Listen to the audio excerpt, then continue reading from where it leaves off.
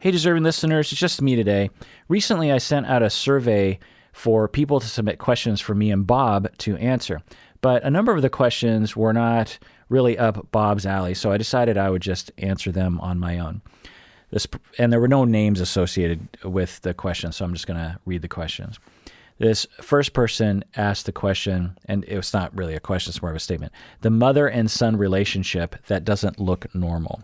So I'm suspecting that this person is like, hey, talk about mother-son relationships that don't look normal.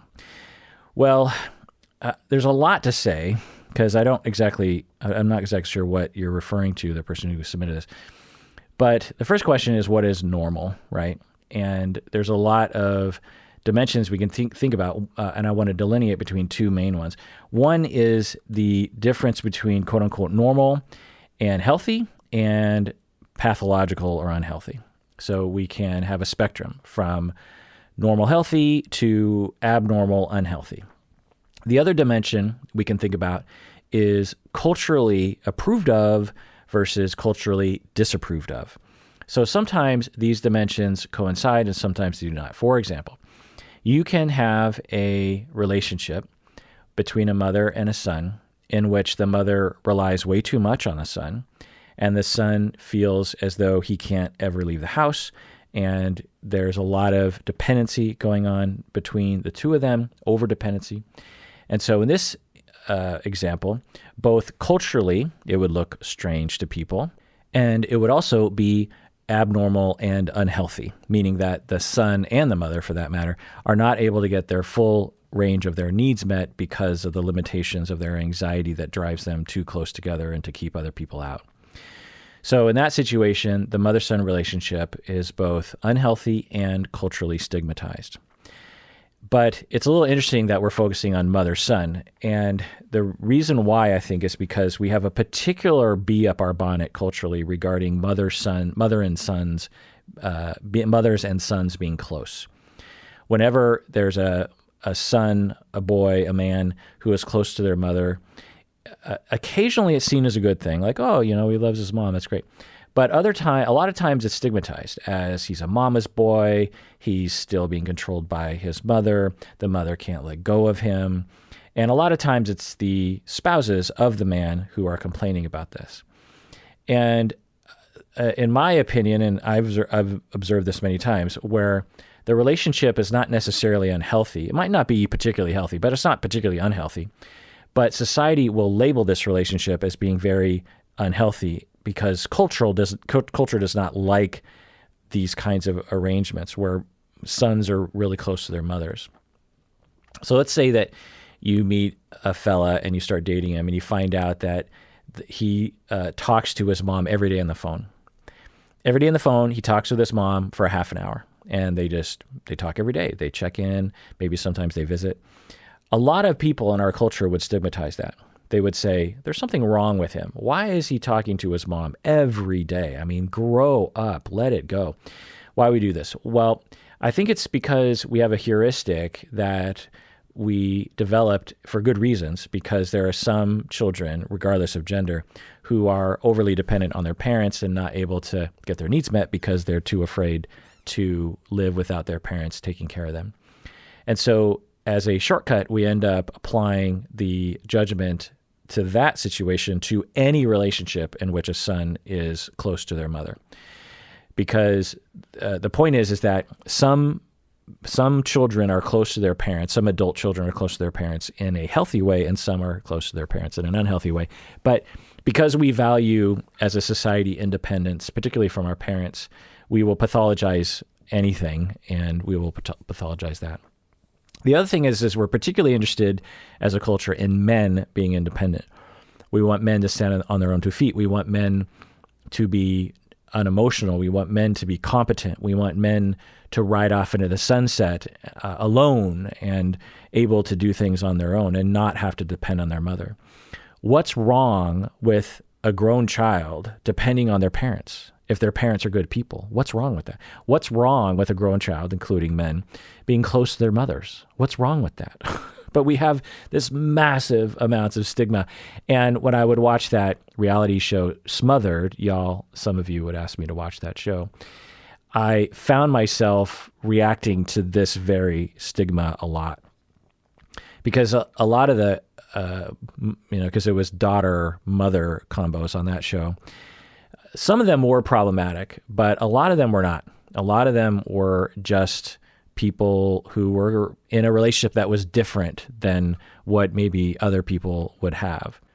Now, I will say sometimes there are configurations systemically between parents and adult children where from the outside and inside, it might appear to be healthy, but it actually isn't healthy because the adult child has submerged their needs so far, they don't even know they're in a relationship that is unfair to them.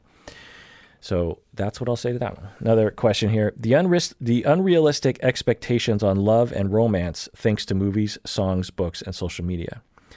Yeah, absolutely. A massive destructive component in our society where with movies and songs and books and social media, as you say, there are all these expectations put on us about love and romance and sexuality for that matter that are completely unattainable, just completely unattainable.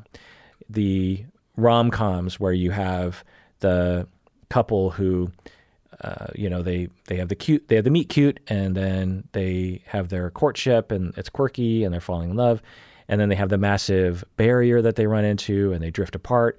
But then in the very last moment, they come together, and they ride off into the sunset happily ever after. When relationships are never like that, they're literally never like that. Sexuality in porn or even in casual, scenes in a R-rated movie or something, or PG movie. These are also completely unrealistic. Sexuality in its real form is not very filmable. It's real, it's human, and the way that they depict it in movies and TV is one possibility, but not likely. So, yeah, it's unrelenting, the messages that are given to us. And unless you have someone there to help you contextualize all this, it's going to be hard to have any self-esteem because you're going to be looking at your romantic life, looking at your love life, looking at your sexual life and thinking, what's wrong with me? It doesn't look like it does in the movies and songs and books and social media.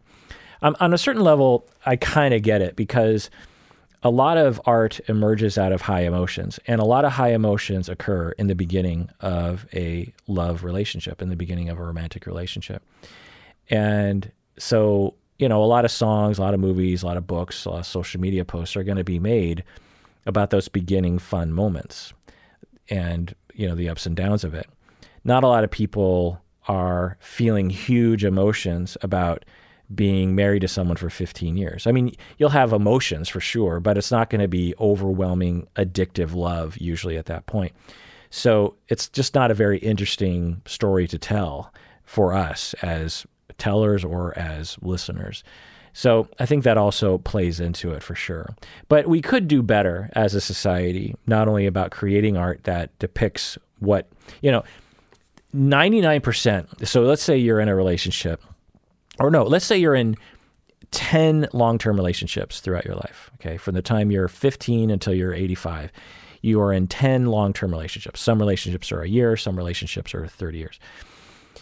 99% of the time that you spend with those 10 partners are in periods of emotionality that are beyond that first initial love period. There's a better way of phrasing that. The vast majority of time you spend with your partners, no matter how many you spend in your life, are spent in that time zone of your relationship when things are not very hot and heavy. So we should have some art from that period of time, right?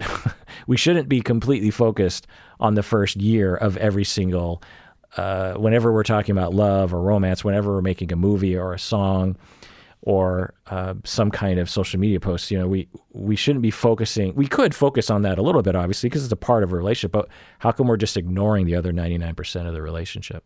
And for sure, there are examples of this, but for whatever reason, as a culture or just even how we are born, we enjoy stories of transition. We don't like stories in which everything stays the same. We want something that feels familiar, and we also want something that changes.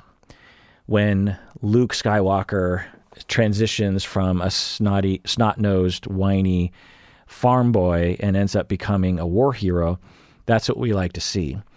What we don't like to see is just a movie about a farm boy who stays a farm boy and nothing changes in his life.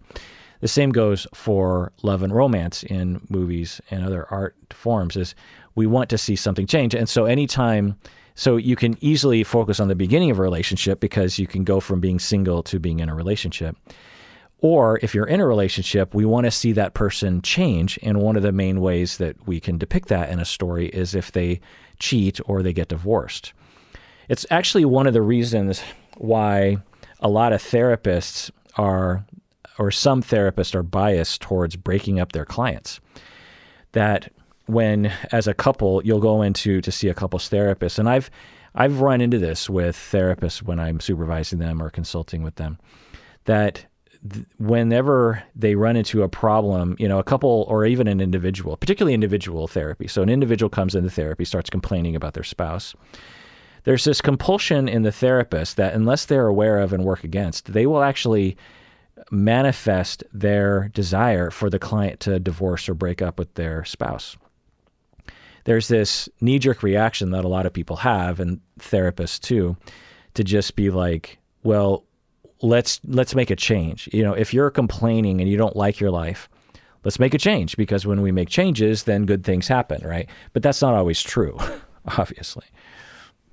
Now, having said that, a lot of therapy can do a lot of good by helping people to break up with their partners. I'm not saying that. I'm just saying that there's this knee-jerk reaction that I see a lot of therapists have that is reflective of our desire for certain stories to be told. All right, this next question says, my partner and I want to adopt children from foster care, but we are lower middle class. Do you think that children can thrive even if we are not rich?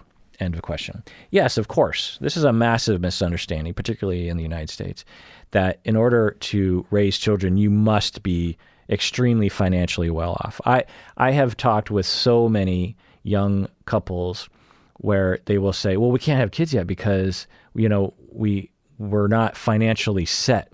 And the thing is a lot of people, when they're talking about being financially set, I'm always like, well, what?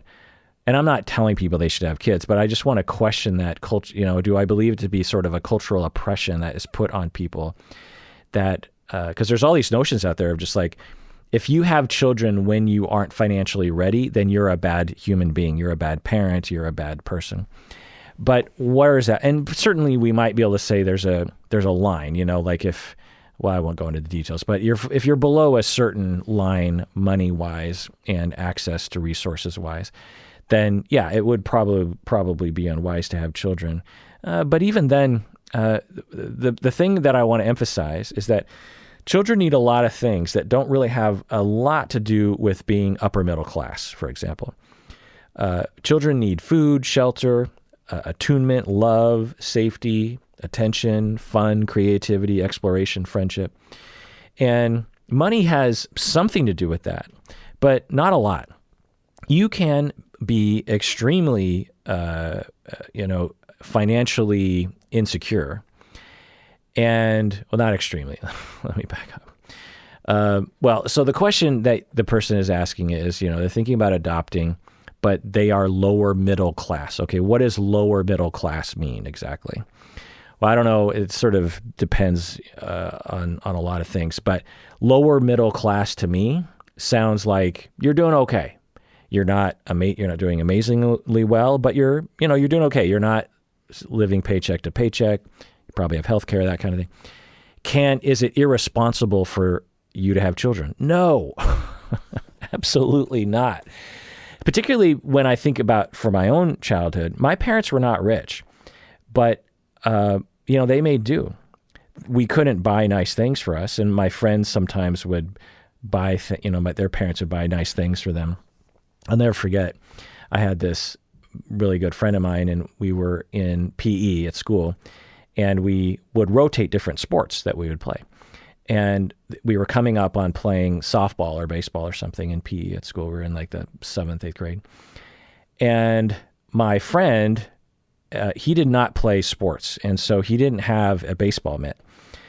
But his parents heard that he was going to play softball or baseball at school. And so they, just for a week at school, and they bought him a brand new baseball mitt. And I remember being so upset about that, because for me to get a brand new I played baseball and I probably used the same baseball mitt for 4 years or something. And for me to ask for another baseball mitt would have just been absurd. Just be like, hey, particularly since, for him, he was just going to play baseball for a week and the school had baseball mitts for him.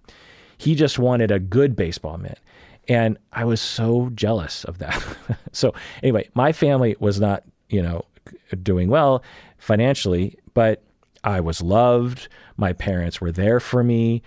We had enough, to survive.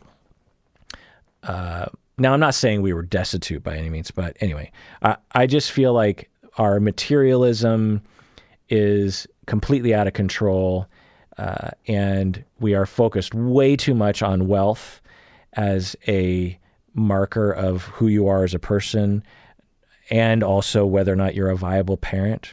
Like I said, parents, what they need to do is provide love, attunement, safety, attention, these kinds of things. And you could argue that money actually gets in the way of that sometimes, because people sometimes that have a lot of money, they have to work a lot, or they will pay for nannies and this kind of thing. And nannies are okay, but sometimes the lifestyle of someone that doesn't have a lot of wealth and resources facilitates better parenting, because you're, I think, anecdotally, more likely to spend time around your children. You can't afford to go on trips, and so you're just sort of stuck with each other.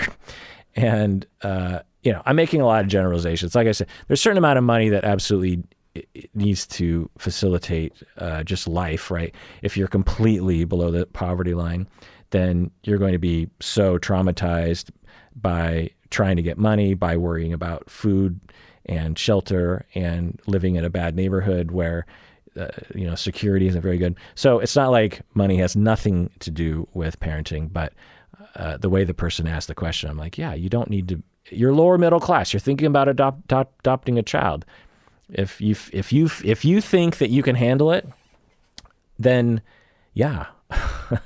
And I'm guessing the only reason why you're even asking the question is because of our weird culture that we live in. This next question says, what do you find joy in? What do you find joy in?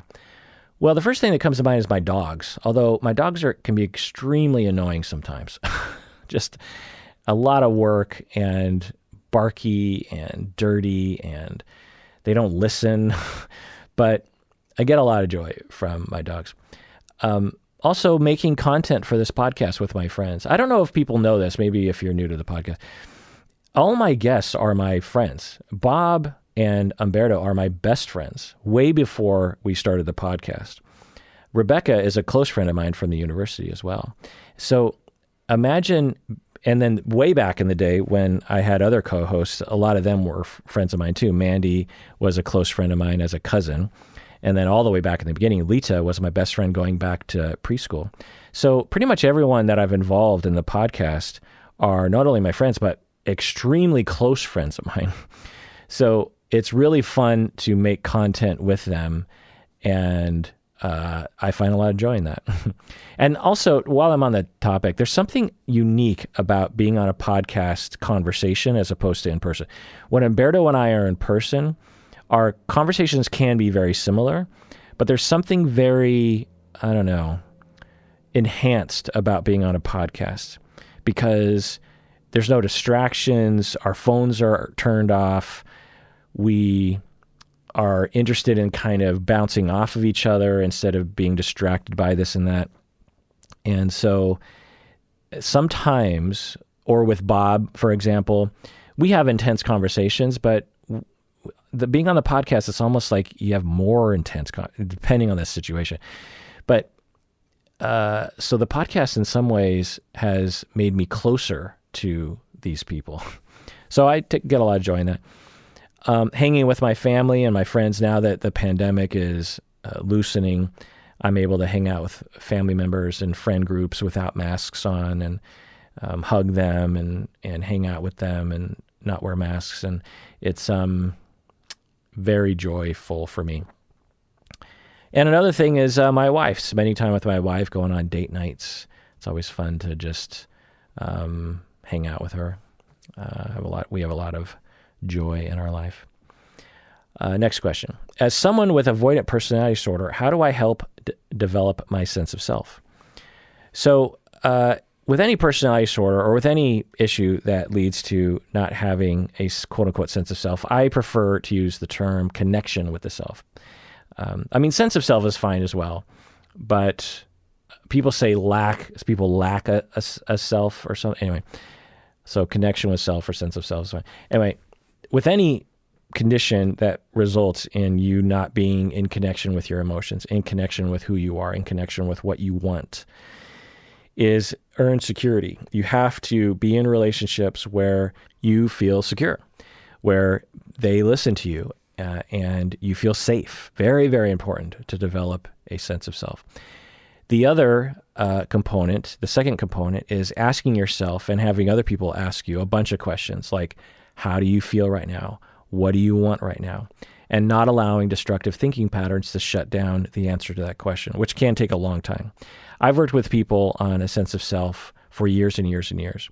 We might be 6 years into the process, and when I ask them, what do you want right now? They will say something along the lines of what they want, but then they'll very quickly beat themselves up. Like, well, I don't know why I feel like I deserve that. And it's these internalized voices from their parents telling them, abusive parents telling them that they don't deserve things. And so, but that's part of it. So earn security, feeling safe in a relationship so that you can actually explore yourself within a secure relationship, which can be in therapy. Second is asking, how do I feel and what do I want? How do I feel right now? What do I want right now? How do I feel right now? What do I want right now? In the beginning, you won't have answers to those questions, but don't worry. Just keep asking. You won't know the answer unless you ask the question. And the third thing is time. It takes time to develop it. A lot of people try to rush this. It takes a lot of time. Like I said, I've been working with clients on this issue for years, and we only get 30% down the road. But that 30% of connection with the self is definitely better than nothing.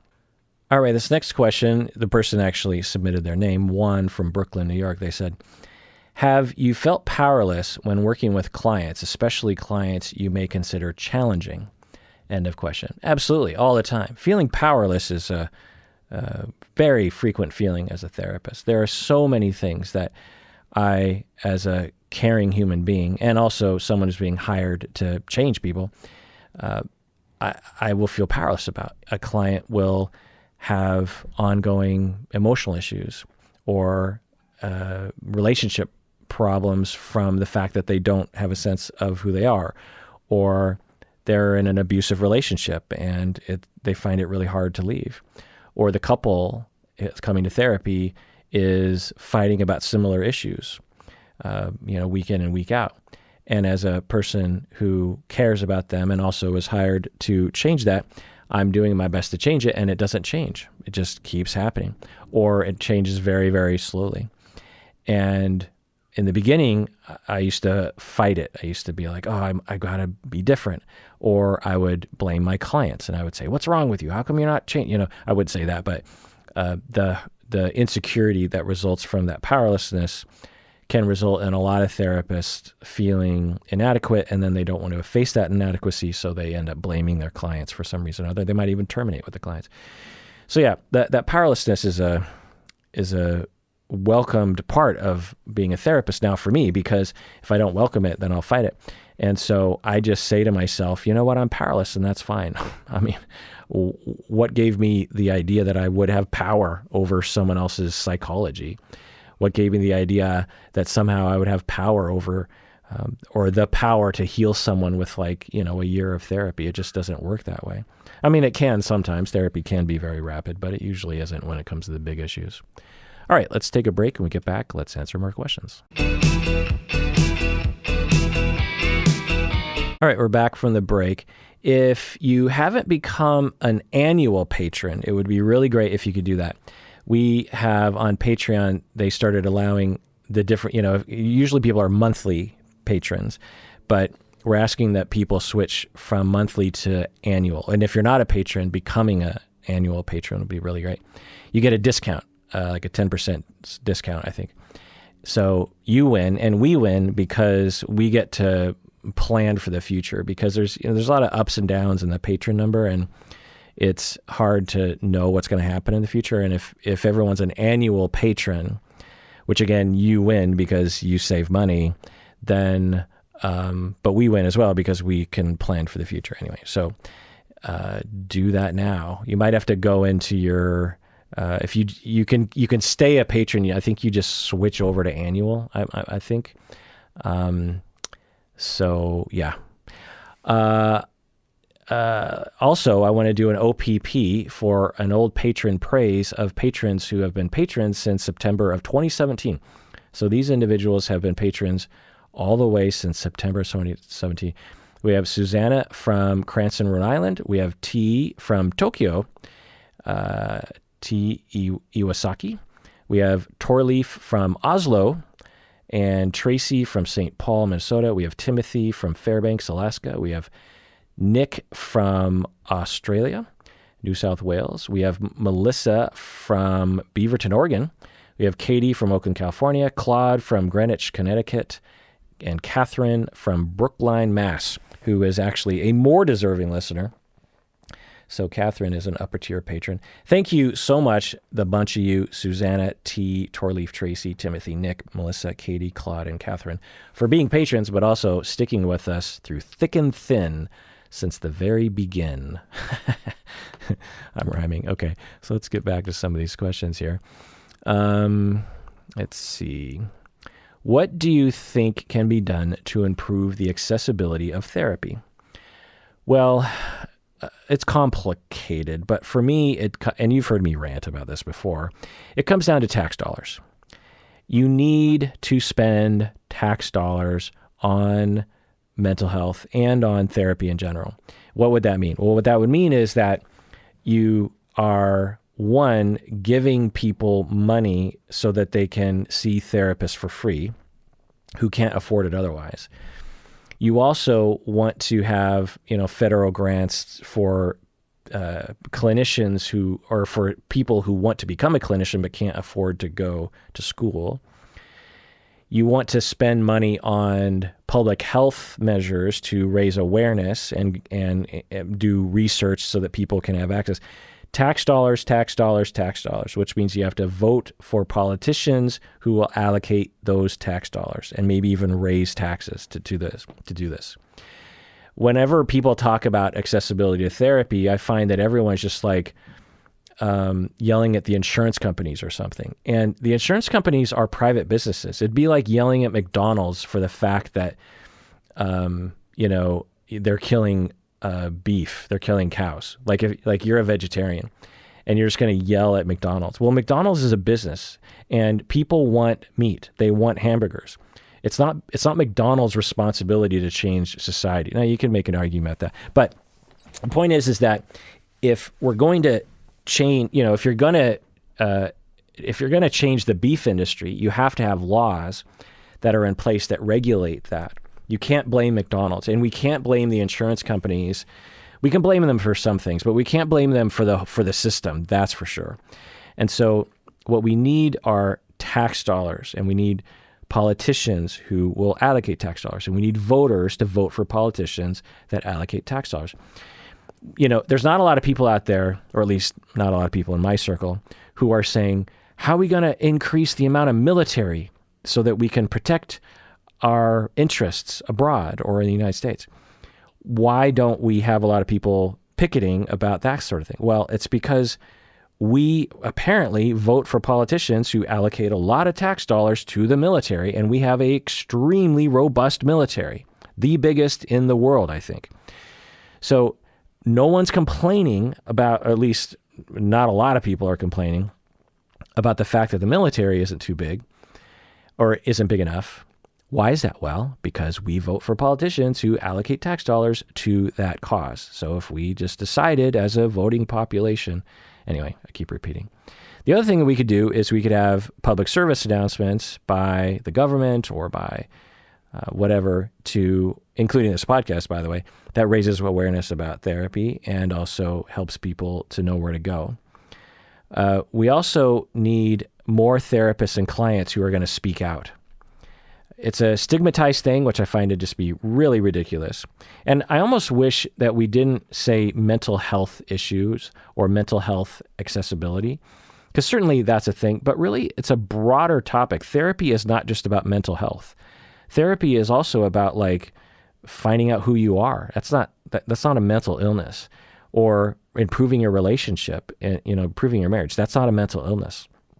Or regulating your emotions. That's not a mental illness. So I think we need to broaden what we even call it, because I think sometimes it sounds too narrow. There's a lot of benefits for everyone going to therapy. The older I get, the more I realize that everyone needs a lot of years of therapy. I would venture to say everyone I have ever met long enough so that I know their personalities and their issues needs minimum 15 years of therapy. So we need, as therapists, to be talking about it more, and we need clients themselves to be and people are doing more and more. Prince Harry, for example, is talking about it. Is he still called Prince? Anyway. We need to pressure insurance companies, private insurance companies, to pay for it in the United States and have more parity. We need to show more positive examples of therapy in TVs and movies, because almost all of it is unethical, where the therapist either tries to kill their client or tries to have sex with their client. And also we need to socialize children so that they understand that emotions are okay and asking for help is okay and going to therapy is okay. All right, next question. How the legal system works for cases of sexual assault and abuse. Is it effective? So the question is the legal system effective for working with cases of sexual assault and abuse? Well, we've done full episodes on this before. The episode which we did on Unbelievable, the Netflix series, with we had Christy Forrester on as a guest, and Christy talked really eloquently and powerfully about her experiences after she was sexually assaulted and what she went through with the legal system and just how abusive it is to victims.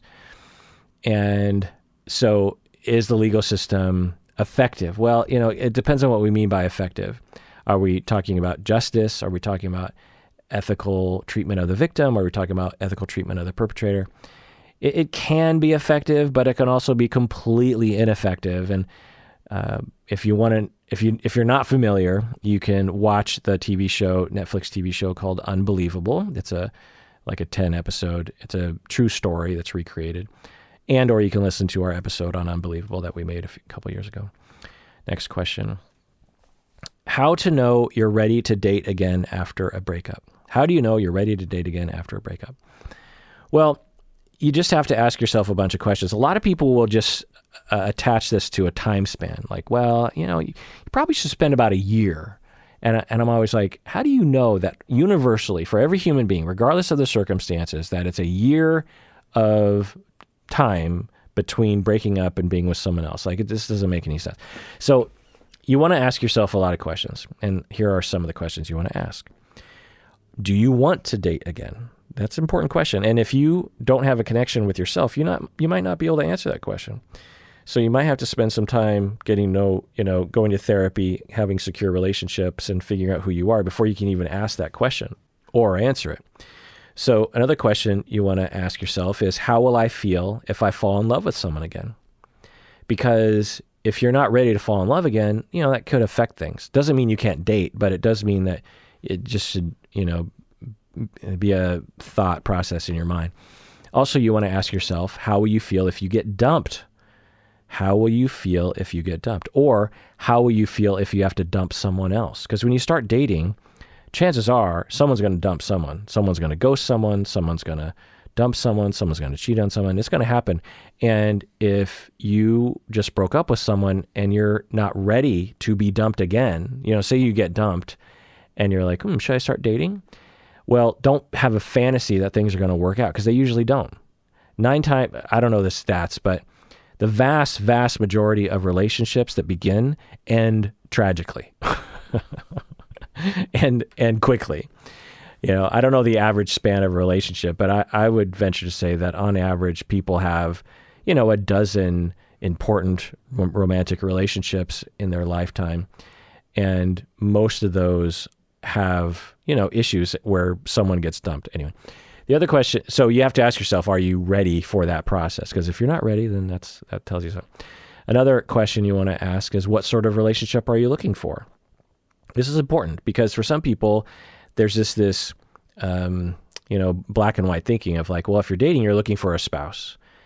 And that's not true. A lot of people you can date casually, but the key is you have to tell your people you're dating that that's the case. You want to say, so by the way, I'm not looking for a spouse. I'm not looking for a partner. I'm just taking things slow, really slow. That's okay. Or are you looking for a spouse and you're ready for that? Totally cool too. Another question you want to ask yourself is, are you running from something? Are you running into dating because you are trying to avoid something? Now, this is actually kind of a gray zone for me, because a lot of people, when they break up with someone or they get dumped from a long-term relationship, there's a lot of feelings, obviously, right? And dating would be kind of an oasis or kind of a distraction, or maybe some kind of antidote to feeling as though you're not lovable, right? So on some level, and I consider that to be totally fine under some circumstances. So you can't, after a breakup, you might head into dating actually because you are trying to right a wrong. You're dating as a way of saying, am I lovable? Am I attractive? Or you're trying to distract yourself from the fact that you just got out of a tough relationship. I think that's okay. I mean, there's nothing empirically wrong with that. But what I would say is ill-advised is if you say you got dumped and you're grieving a lot and you're crying and you're drinking and you're struggling and you're just trying to get through the day, and you're thinking, well, if I date someone, I won't have to think about this anymore. In that situation, I would say it's probably not advised. Now, is the dating part the ill-advised part? No, the ill-advised part is the avoidance of what you're running from, right? You can still, if you didn't avoid it, you could still date, I think. But yeah. And like I said in earlier segments in this episode, our culture is really busted up when it comes to this issue, and you're not going to find a lot of support. There's like I said, there's this weird rule that after you break up from a relationship, you're supposed to wait some span of time, and I always just find that to be just really silly. Now, if you want to wait that span of time, you want to wait a year, you want to wait 10 years, totally fine. But it's not universal to humans that they have to wait a certain amount of time. Next question. How can you overcome feeling incompetent? How can you overcome feeling incompetent? Well, it's a tough question to answer briefly, but what I will briefly say is that you want to have little successes. And as you have little successes that are attainable, then you will start to feel competent. You'll start to feel as though, hey, I can, this feeling of incompetence is a feeling because you have been made to believe you are incompetent, either by someone telling you you're incompetent or by someone giving you tasks that were inherently difficult for you to complete. So to gain a feeling of competence, you have to have a lot of success under your belt. And, if you engineer that. The other thing is having earned security. When people love you and you have safety in relationships, we tend to just feel better and more competent at things. Another question. Do twins have more trouble with differentiation and defining the sense of self apart from other people? Do twins have more trouble with differentiation and defining the sense of self apart from other people? The question is no. There's no research that demonstrates that. Twins can have the same issues as everyone else has. We tend to look at twins as these odd creatures, like they're from another planet. Twins can attest to this. They'll just be like, yeah, whenever I say that I'm a twin, people freak out. So twins aren't that different. There are some differences in terms of how they're raised, obviously, and their experience. But in terms of questions like having trouble with differentiation more? No. It could be, I understand where the question comes from. You're just like, well, to differentiate, you have to know yourself and you have to be able to know that you're separate from other people. But when you're a twin, from the day you're conceived, you're constantly next to this other person. And would that person have a harder time differentiating? And the issue is no. The answer is no, because differentiation doesn't have to do with being close to a sibling. It has to do with the way your parents were and the way that differentiation and anxiety was handled in the family. So that's independent of having a sibling that's very close to you. And also being attuned to, right? If parents are very attuned to children, they tend to be more differentiated and develop a sense of who they are. Another question here. Why do people keep going back to their exes after breaking up? Why do people keep going back to their exes after breaking up? Well, this question's a little funny because, one, not everyone does. Obviously, most people, when they break up, they don't go back to their exes, but some do. But your question is, why do people keep going back to their exes? So in that question, the implication is it's a bad thing to go back to your ex, which isn't inherently true. You can certainly go back to your ex and everything's fine. Life is messy. And that's what I always tell people. I would tell friends and clients when they would break up with someone and they would go back and they'd sheepishly tell me, yeah, I'm back with the person again. I would say, hey, do never apologize for going back to this person. This is your life and life is messy and you're fine. I will never judge you for making a choice like that. Unless I thought that, the ex was completely abusive. So, life is messy and it's fine. And love is messy. And most people don't post on Instagram about when their life is messy in this way. Most people don't like to talk about it because they're ashamed. And again, there's this notion similar to dating after a certain period of time. There's this notion that when you break up, it has to be a clean break. Everyone's always saying, got to be a clean break. And certainly that can be best. But let me give you a scenario where it's actually not best. So you're in a long-term relationship and you've been together for 5 years and things are just getting kind of stale and you're fighting a little bit more and you find both people find themselves like thinking about breaking up and maybe being with other people.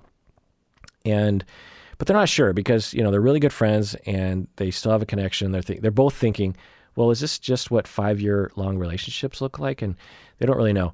And so they have a big fight and they break up and they're like, okay, good. We were both, I was thinking about breaking up too. Okay. I was too. Okay. We break up. So you break up. And then a few months later, or, a few weeks later, the two of them are lonely and they kind of think, well, maybe I was a little too hasty. I really miss that person. And they get back with that person and they're like, I'm sorry for breaking up. And, I was just in a bad mood and let's get things back on track. Let's go to therapy. Okay. And then things are good for a bit. And then 6 months later, it gets stale again and distance creeps in. And after a few months, boom, break up again. And then for a couple months, they're apart. But they really start to do some soul searching at that point. Maybe they both go into therapy and they're just like, yeah. And they, maybe it could have worked with that. Maybe I could have made it work with that person. Maybe I was a little too hasty. They get back together. Okay. So is that a bad situation? Are those two people like terrible people for getting back together with their exes? No, they're fine. They don't know the right path in life. And none of us do, really. And especially in situations like that. So getting back with your ex can absolutely be fine. But what I'm guessing you're asking, dear listener, is why do people keep going back to abusive exes after breaking up? Or unhealthy relationships after breaking up? Well, there's a lot of reasons. One is a lot of people just aren't ready to break up. And this is something that I discovered early in my career, which was that I noticed this pattern in my clients that this is individual therapy, that a client would come into therapy and they wouldn't be thinking about divorce, but they would be complaining about their spouse. And I would listen and I'd validate and we'd talk about it. And I knew it well enough to stay away from talking about divorce explicitly. But In my head, I'm like, I wonder if they're heading toward breakup. I don't know. We'll see. Usually I'm on relationship side. I'm trying to enhance relationships. But then a couple years would go by and the complaints would get more severe from the individual client. And then a couple years would go by, and so now we're 5 years into therapy, and the client would say something, and this is like a 45-year-old client, been in a marriage for 20 years or something. And the client would say, after 5 years of therapy, they'd say, I think I want to get a divorce. And from the first time I would hear that, it would be another 1 to 5 years of therapy before they even really decided to pursue the divorce. And then it would be another couple years to actually work out the divorce. So what I found out was that from the time, particularly in long-term relationships, from the time that people think about leaving really seriously, even saying the D word, the divorce word, to the time they actually left someone, it could be 5 to 10 years. So my point is that some people will go back to their ex or won't leave their current partner when everyone thinks they should, including themselves, because it just takes a long time to adjust to that idea. It just takes a long time. It takes a long time to know for sure what's happening. It takes a long time to explore. It takes a long time to get up the nerve. There's just a lot of things that have to happen. Another thing is that some people are extremely dependent and they have a hard time being alone, so they'll go back to their exes. Some people lack a connection with the self. And so when they break up, they know enough to break up, but then after they leave, they don't really know what to do with themselves. And so they'll go back to the relationship.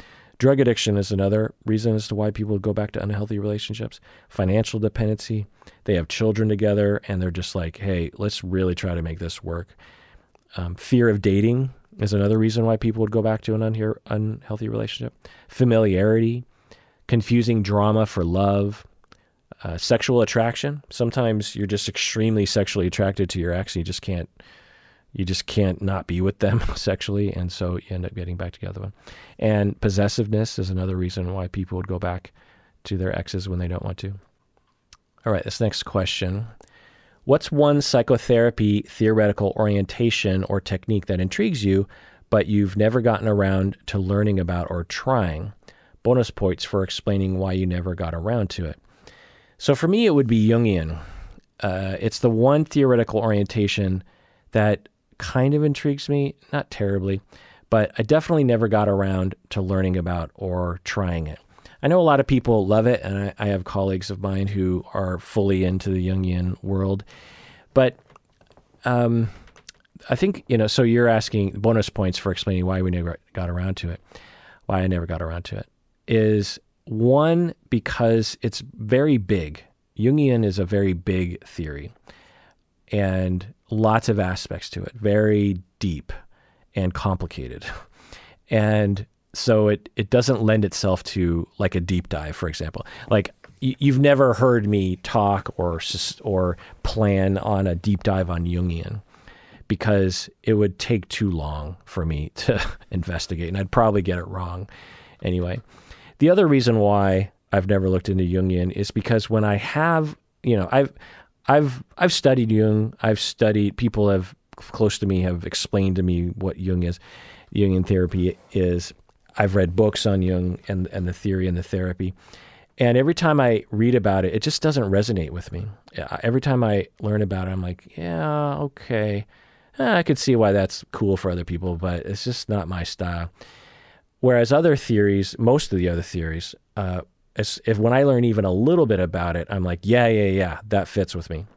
Like when I first learned about object relations and psychodynamic therapy and systems theory, those theories, and attachment theory for that matter, those theories instantly connected with me, even though I barely understood it. I just got a glimpse of what those theories were, and I was like, yep, those are me. Jungian theory has never done that to me. Every time I hear about Jungian's theory, I'm just like, yeah, okay, yeah, not for me. Another question. How do you know when a relationship is the right one for you? How do you know when a relationship is the right one for you? Well, here are some questions to ask yourself. And this, I've had many clients ask me this question: how do I know if this is the one? So ask yourself, how do you feel when you're with them? How do you feel? What emotions do you have? And again, you have to have a connection with the self to be able to even answer that question. How do they compare to other relationships? Now, we know that you're not supposed to compare. And I'm always like, why not? Why not compare? If you're in a relationship and things are going really well, and you're like, all the other people I've gone out with have been completely not good for me. This one is much better for me. Why not compare? I really have no idea why people will say don't compare. I think it's a shortcut, because you're in a relationship and your partner's mad at you, and your partner's like, my other girlfriend was so much more open than you are about this. So in that instance, yeah, you're quote unquote comparing, but the comparing is not the problem. The problem is you're triangulating and you're putting someone down instead of just saying, hey, this is what I want. So I think that's why people say don't compare. But anyway, if you're in a relationship and, for example, and you're like, this relationship is about middle of the road in terms of how good it makes me feel, because I've had other relationships in the past that felt better. I've had other relationships in the past that felt worse. And that kind of gives you an idea of whether or not they're the right one for you. Now, maybe you're ready for an average relationship. I don't know, but at least having that comparison helps. That's why when we first start dating at the age of 13 years old, we're not very good at relationships because we have nothing to compare to. And we think that person is the love of our life when, 99.99% of the time, it's not the love of our life. We just have never known any different. Another question to ask yourself is, do they listen to you? Very important question to ask. Does your partner listen, truly listen? Because if they don't, it tells you something. But if they do, then they might be the right one for you. Another question to ask yourself: when something happens in your life, do you immediately tell them about it?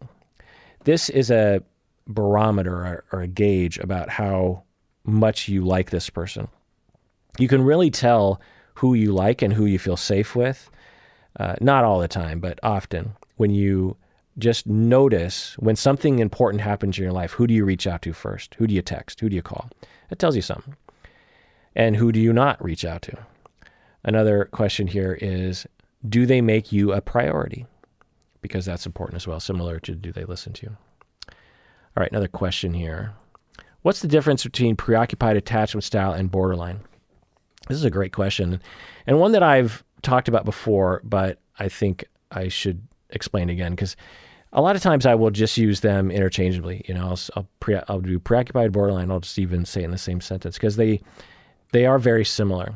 So the way that I describe it is that preoccupied attachment style and borderline personality disorder, they overlap a lot, even according to research. So it's not just me conceptualizing it. The way it's conceptualized in the clinical literature and in empirical findings is that a lot of people who qualify for preoccupied attachment, or I should say a lot of people with borderline also have preoccupied attachment. And a percentage of people with preoccupied attachment are at least on the borderline spectrum. But, it kind of depends on the definition of the user.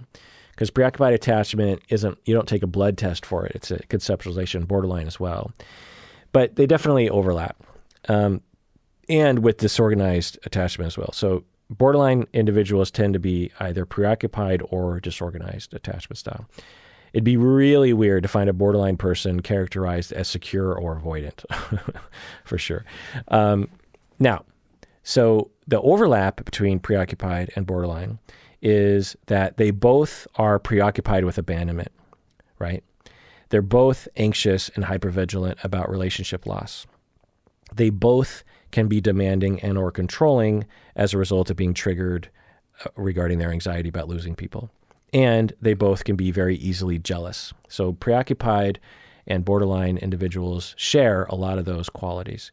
But with borderline personality disorder, there's probably more suffering than just, because the thing that we have to say is, okay, what buckets are we putting people in? So there are 3 buckets. You have the preoccupied bucket, you have the preoccupied and borderline bucket, and you have the borderline non-preoccupied bucket, which would be hard to find. You could find borderline disorganized bucket. So I guess there's three buckets. There's preoccupied, no borderline. There's preoccupied and borderline bucket, and then there's the borderline disorganized bucket. And so with those who are just in the preoccupied bucket without borderline, they probably aren't suffering as much as those with borderline, depending on the level of recovery that the borderline person is going through. There's with people with borderline who are either disorganized or preoccupied, there's probably more pronounced symptoms. They're more afraid, they're more jealous, they're more demanding, they're more controlling, they hate themselves more, they have more unstable relationships, that kind of thing. And definitely a disconnection with the self with borderline. So you can be preoccupied and have a sense of who you are. You can also be preoccupied and not have a sense of who you are, in which case you probably are on at least one of the personality disorder spectrums at that point. Borderline, histrionic, even narcissism. But with borderline, you definitely struggle with a sense of who you are because of the way, the severity or the quality of the mistreatment growing up facilitated all those internalized things, plus a lack of an opportunity to develop a sense of who you are. So those are the differences. Essentially, in short, borderline individuals, if you're diagnosed with borderline, you're suffering a lot more. You have much more pronounced symptoms. If you just have preoccupied attachment, you probably have some of the borderline symptoms, but not as many and not as severe. But it just kind of depends on the conceptualization. I wouldn't be surprised if someone that I would assess as having preoccupied attachment, but no personality disorder, but that individual was suffering quite a bit, depending on their circumstances. So, again, we're talking about conceptualizations and constructs. We're not talking about actual things when we're talking about these labels. All right, next question. A lot of dating channels on YouTube talk about how-tos of dating. What's the best way to see whether or not they give sound advice? So you're saying that a lot of YouTube channels talk about the how-tos of dating.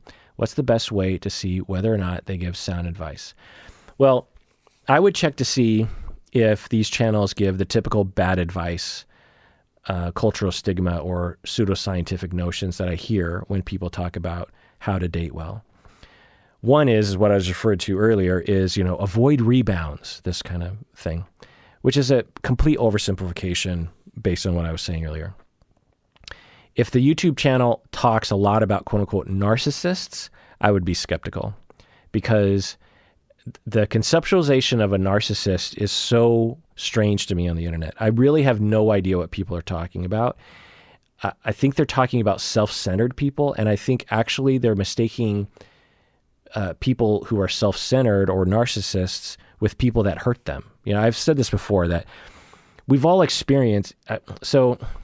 Let me tell a possibility. So if you take someone who is 16, 18 years old, and they're in a relationship, and all of a sudden their partner breaks up with them. They think their relationship's going well, then all of a sudden their partner just breaks up with them one day.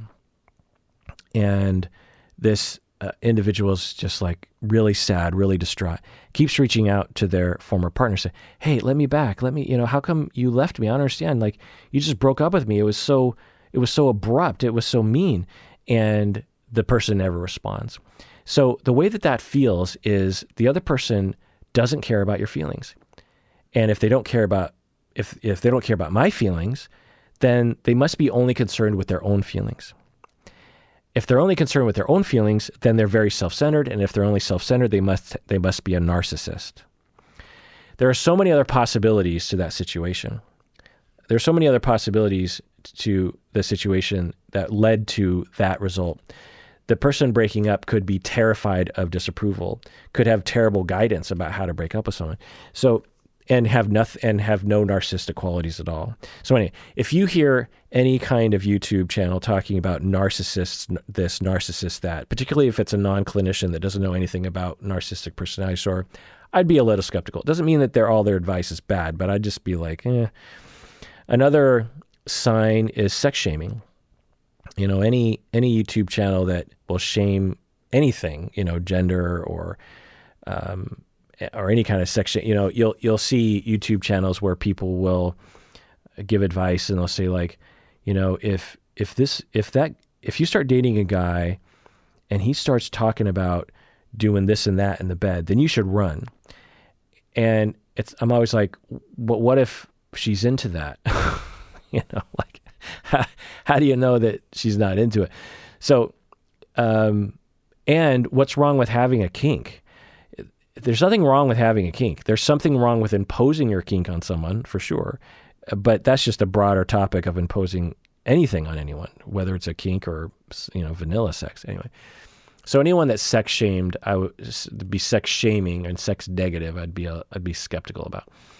Another sign to look for is shaming personality traits, or even just behaviors. Like a very, very common, how to date advice thing that people will say is, if you go on a date and he starts crying on the first date, or if she starts crying on the first date, major red flags.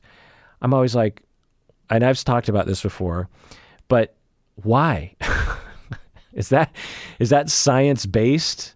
That we're such children when it comes to this sort of thing.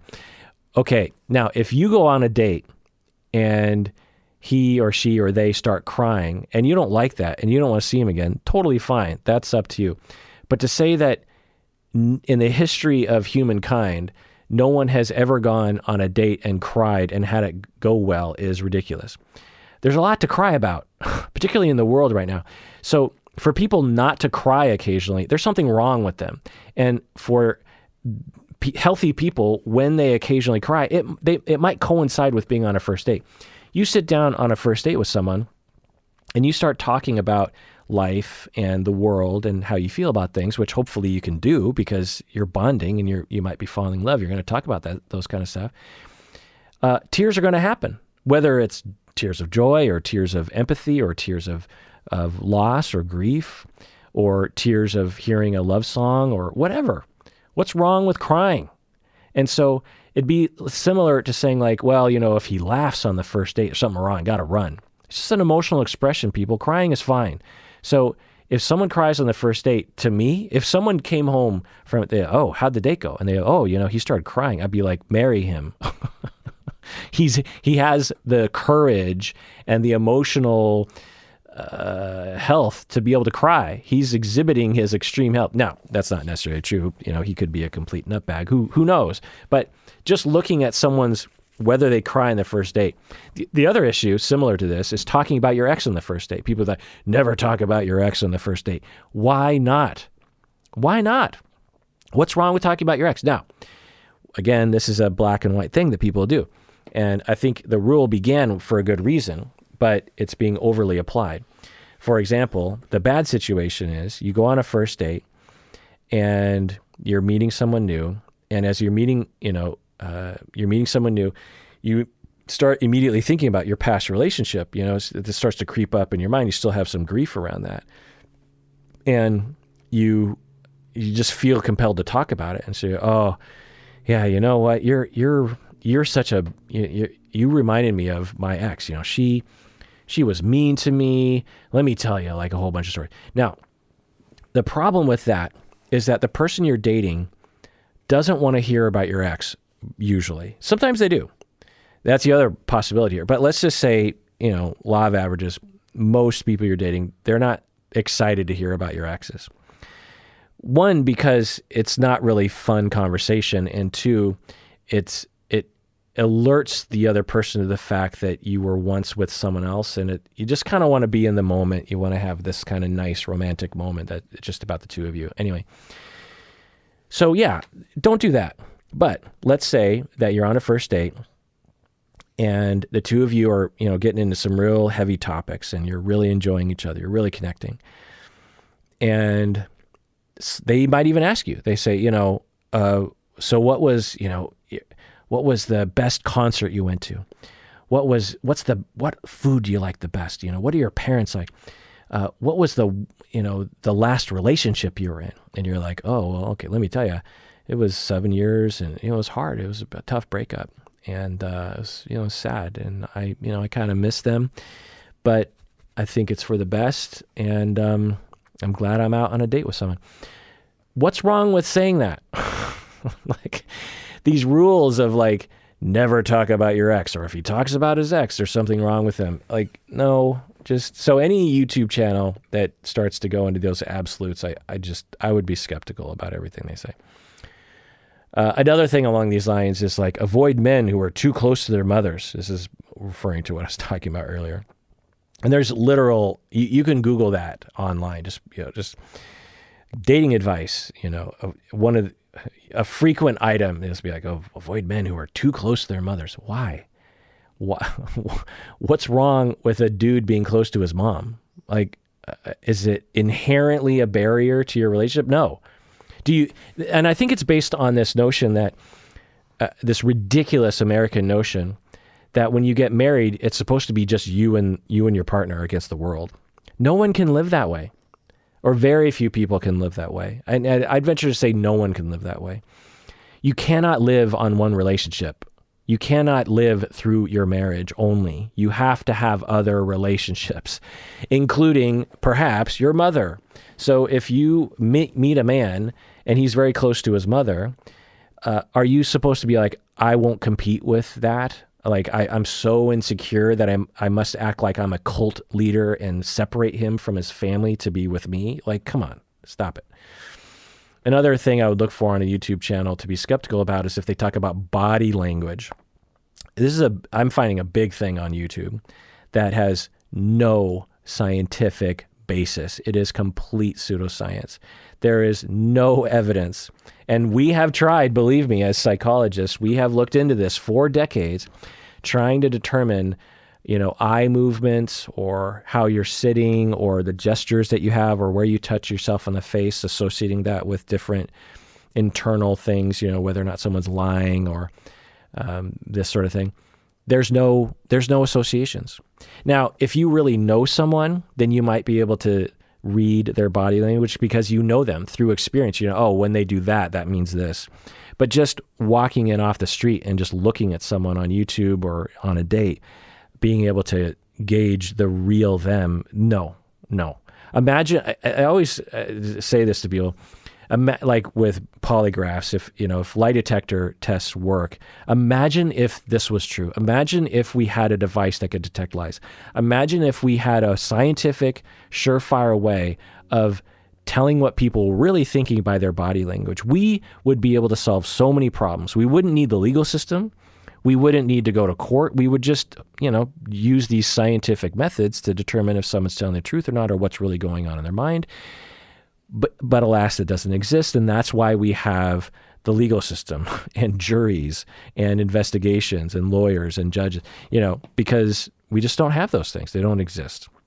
So believe me. Now, there's some science around body language and lie detection, but it is 0.1% of the what people are talking about. My dog is barking. Probably a delivery. Another huge red flag, just massive red flag on a YouTube channel for any reason, whether it's how to date or anything, is when they say men are from, Mars, women are from Venus, this kind of stuff. Not that specifically, but when they're like, oh, men think in boxes and women think in waves, or men, think they're visual creatures and women are emotional. Men are logical and women are emotional. Men like to be with friends because of their usefulness, and women like to be with friends for connection and this guy. And it's like, okay, maybe socialization pushes people a little bit, but a lot of these statements on the internet and in life are completely pseudoscientific and not based in reality at all. It's just based on people's essentially like the oppression of the genders, of just putting them in boxes and not allowing people to be who they are instead of our prescription for them. So and a lot of dating sites will do this. A lot of dating sites, if it's a magazine for girls, there'll be all this, boys, they're gross and they like farts, and, you have to, it's like, okay, yeah, maybe maybe there's a generalization you can make sometimes, but I'd just be real skeptical of stuff like that. Anyway, all right. Well, I didn't get to all the questions that I had. I only got to about half of them, actually. As usual, I always think, I should be able to get through all these if I keep it short. But I always get so long-winded. I don't know if I can help it. There's just always so much to say. Thank God I have a podcast. Otherwise, I'd be bothering my wife even more with my pontificating. All right, everyone. Like I said, because I keep forgetting to announce it, if you are a patron and you can become an annual patron, just open the app or whatever. I think there's a way to actually, there's got to be a way, right? Let me look. I'll do it while I'm on the air. That's a good thing. That's a good use of my time, right? Let's see if I go to this. Oh yeah. And I go to, so I subscribe to something. Let's see. So I'm on Patreon. I'm going to the thing. I'm going to the tiers. I can't find it. Okay. So if you go to our page on Patreon and you go on overview and then you go on tiers, then there's a button that you should be able to scroll down to that says, or save, X% if you pay annually. It's 10% for us. And you can actually go up a tier if you wanted to. So yeah, do that. I'm glad I looked that up. All right, everyone out there, please take care of yourself and take care of others because we all deserve it. We really, really do.